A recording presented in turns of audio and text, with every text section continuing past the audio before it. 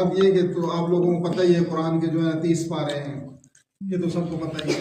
اور 540 رکوع ہیں اس کے، اور جو ہے نا اس کے پارے 30 اور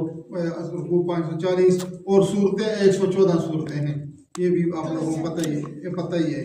اور آیات جو ہے نا اس میں لوگوں میں بھی شعور ہے، 6666 آیات ہے نا، 6666 نہیں ہے،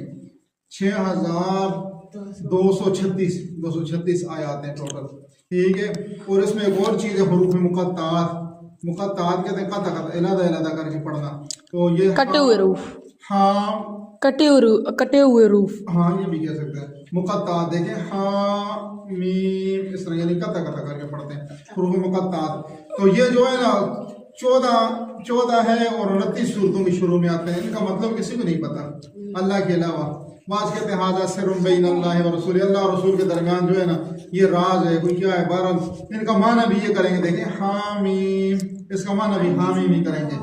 سب سے بڑی سورت کون سی ہے؟ سورت بقرہ 286 آیت ہے، اور سب سے چھوٹی سورت انا اعطیناک